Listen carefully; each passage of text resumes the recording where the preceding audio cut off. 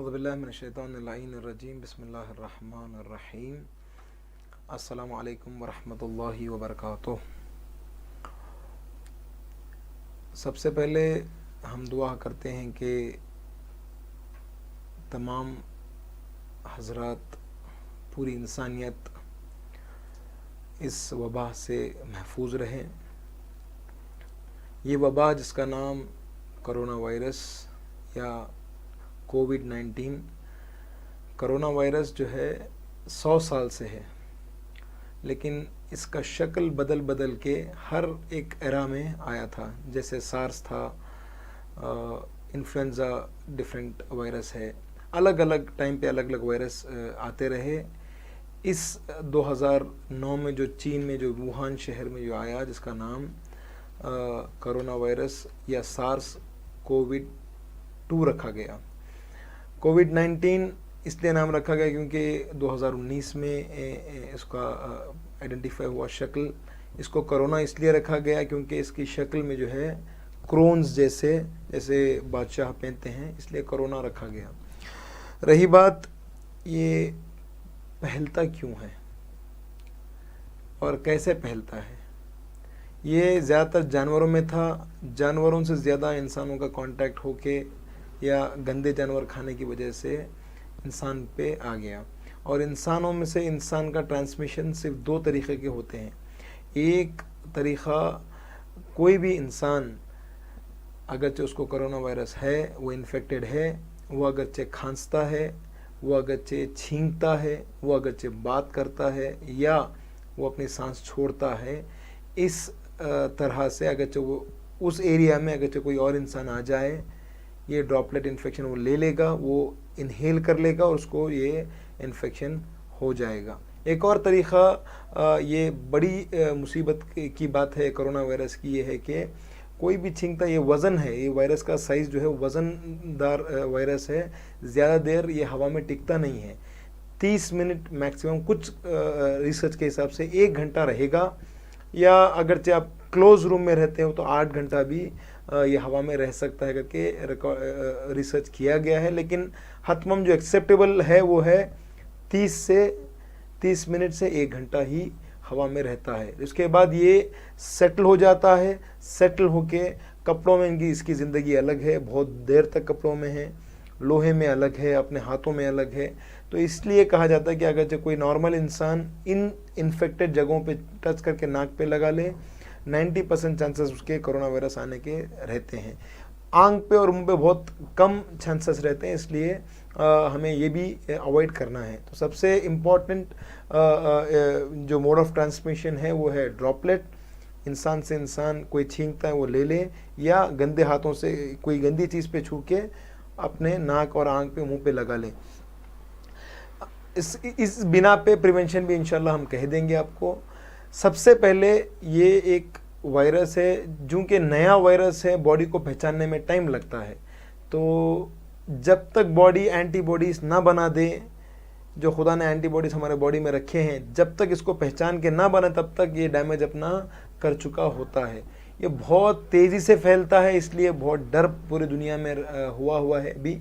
तो ये वायरस जो मोड ऑफ ट्रांसमिशन के बाद अगर किसी के इंसान में आ जाए और उसको सिम्टम्स डेवलप हो जाए तो डरने की बात नहीं है। बॉडी फाइट करने की कोशिश कर रही है। किसी को तेज़ बुखार हो रही है, बुखार होने का मकसद ही ये है कि इसको, वायरस को गर्म होकर मारना है। बॉडी का एक निज़ाम है, खुदा की तरफ से एक निज़ाम है। तो जब तक हम पहचाने, हमारी बॉडी पहचाने इस वायरस के शेप को, शक्ल को, तब तक ये अपना डैमेज कर देती है। इसलिए कहा जाता है कि प्रिवेंशन सबसे बड़ा क्योर है। अभी जो है प्रिवेंशन सबसे बड़ा क्योर है, और इसका मोर्टेलिटी रेट बहुत कम है। मतलब क्या, 95% लोग इसको इससे आराम से रिकवर हो जाएंगे।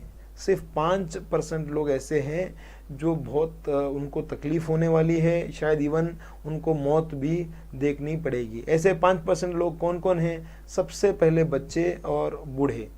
जिस किसी की भी एज ज़्यादा हो, या कोई भी इंसान शुगर रखता हो, हार्ट की बीमारी रखता हो, या उसको बीपी की बीमारी हो, या वो स्मोकर हो। चेन स्मोकर्स को बहुत ख़राब ऑलरेडी लंग्स डैमेज रहते हैं, और अगर कोरोना वायरस आ जाए तो उसके लिए ज़्यादातर नुकसानदेह हो सकता है। तो ये ससेप्टेबल लोग जो 5% के हैं, इनको एहतियातन ज़्यादा एहतियात करना है, वरना डैमेजेस ज़्यादा होंगे। फिर से मैं आपको कह दूं कि 95% लोगों को घबराने की ज़रूरत नहीं है, क्योंकि ये वायरस हमारी बॉडी इतना खुदा ने बनाया है कि खुद से इम्यूनिटी इंशाल्लाह लड़ लेगी, ये वायरस को मार देगी। लेकिन अगरचे आप ये डेंजर हाई रिस्क ग्रुप में आ रहे हैं, ससेप्टेबल ग्रुप में आ रहे हैं, तो आपको ज़्यादा एहतियात करना है। एहतियात में जो सबसे इम्पॉर्टेंट चीज़ें, मैंने मोड ऑफ ट्रांसमिशन कहे थे कि किसी के खांसने से, छींकने से फैलता है, और एक गंदे हाथों से छूने से करता है। तो प्रिवेंशन सिर्फ बहुत इम्पोर्टेंट, सबसे इम्पोर्टेंट प्रिवेंशन ये है कि कोई भी अगर इंसान बीमार है, ऐसे सिम्टम्स रखता है, सर्दी, खांसी, बुखार और लूज मोशन अगरचे हो रहे हैं, उल्टियाँ हो रही हैं, सुस्त हो रहा है, सांस में लेने में दिक्कत हो रही है, ऐसे इंसान से दूर रहे। अगरचे वो हो सकता है दूर रह सकता है, तो कोई भी इंसान सोशल डिस्टेंसिंग अगर मेंटेन कर रहा है, 2 मीटर या 3 मीटर की दूरी पे कोई भी इंसान से फासला रख रहा है, तो ये वायरस आने के चांसेस बहुत कम हैं।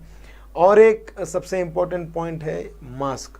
अगरचे आप मास्क नहीं लगा रहे हैं, तो आप कहा जाता है कि 95% आप रिस्क पे हो, इसलिए आपको घरों में कैद कर दिया गया। लॉकडाउन का मकसद ही ये है कि लोग मास्क नहीं पहनेंगे तो तेज़ी से बीमारी फैल जाएगी। तो सबसे इम्पोर्टेंट मास्क है। अगरचे 2 लोग, अगरचे इन्फेक्टिव आदमी मास्क पहन लेता है तो पूरी कम्युनिटी बच जाएगी।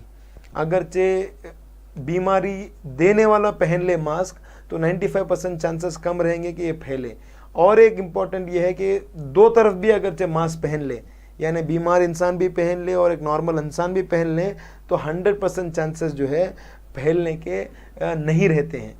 तो और उसके बाद जो सबसे इम्पॉर्टेंट है वो है, अगरचे आपको ये सब सिम्टम्स दिख रहे हैं, एक तो सोशल डिस्टेंसिंग, एक मास्क, और एक अगरचे आपको ये सिम्टम्स दिख रहे हैं, सर्दी, खांसी, बुखार और सांस लेने में प्रॉब्लम है, लूज मोशंस हो रहे हैं, उल्टियाँ हो रही हैं, अगरचे ऐसे सिम्टम्स हो रहे हैं, अपने आप को अपने घर में ही एक रूम में अलग कर लें, ताकि ये दूसरों को इन्फेक्ट ना करें। आप एक बीमार हैं, दूसरों को बीमारी नहीं देना है, शरीयत ने हमें ये सिखाया है, या एवरी रिलीजन, पूरे दुनिया की हर रिलीजन यही कहती है कि अगरचे किसी को आप मदद ना कर सके तो ठीक है, एटलीस्ट तकलीफ़ ना दें।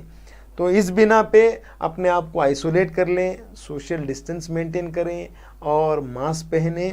और अगरचे आप सिम्टम्स होने के 7 दिन तक क्वारंटाइन अपने आप को अलग रख ले रहे हैं, तो आधा काम आपने गवर्नमेंट का, अपने ख़ानदान को आपने बचा लिया।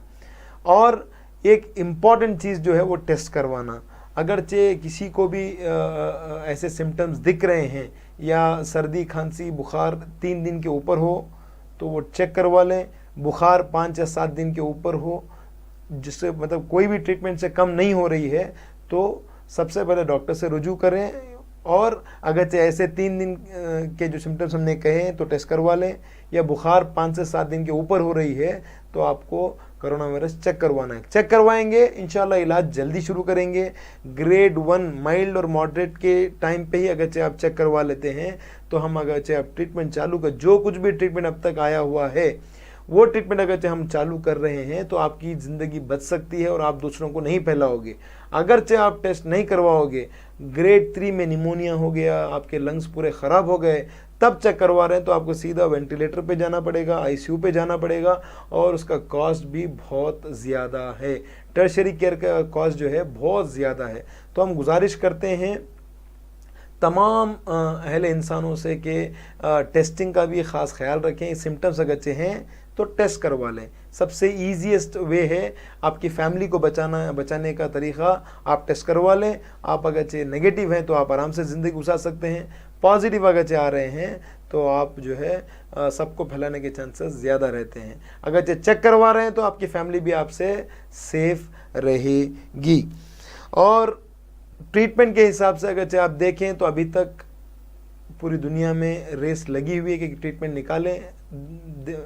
जो ड्रग्स अभी तक आए हुए हैं ट्रीटमेंट के लिए, ये ऑथेंटिकेट प्रूफ नहीं है कि ये ड्रग काम करेगा, लेकिन कुछ ड्रग्स क्लिनिकल ट्रायल्स के बाद जो निकले हैं उसको ऑलरेडी हर जगह पे दुनिया भर में यूज़ कर रहे हैं और कुछ हद तक मुफीद साबित हुए हैं।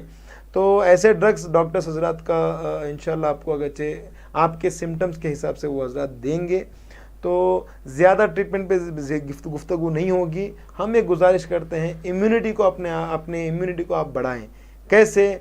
एक तरीक़ा इम्यूनिटी को बढ़ाने का जो है विटामिन सी है। विटामिन सी कहा जाता है कि ये पूरे अपर रेस्पिरेटरी ट्रैक का सोल्जर है विटामिन सी।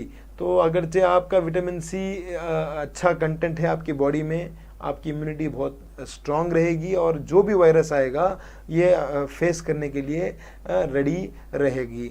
और एक इम्पॉर्टेंट विटामिन है विटामिन डी, जो वारम में एक लेना है या दिन में भी अवेलेबल हैं। विटामिन डी सूरज से आता है, तो हर दिन सुबह में सूरज के सामने नीचे बैठना और एक गिलास दूध पीने से भी विटामिन डी आता है। और सबसे इम्पोर्टेंट विटामिन डी के टैबलेट्स इजीली अवेलेबल हैं, सैचेट्स अवेलेबल हैं और ये जो है हर जगह अवेलेबल पूरी दुनिया में है।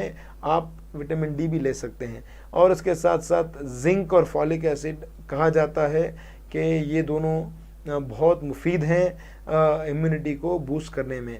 तो अगर आपकी इम्यूनिटी बढ़ेगी तो आपका इन्फेक्शन छोटा मोटा सर्दी खांसी आके चले जाएगी इंशाअल्लाह। आपको उतने कॉम्प्लिकेशंस नहीं होंगे जितने यूजुअली होते हैं। तो ज़्यादातर ख्याल जो है दो चीज़ का रखना है, एक है सोशल डिस्टेंसिंग और एक मास्क का। हम दुआ गो हैं अल्लाह से कि अल्लाह जो है पूरे दुनिया के इंसानों को, स्पेशली मोमिनीन को इस वबा से महफूज रखें। वस्सलामु अलैकुम वरहमतुल्लाहि वबरकातुहू।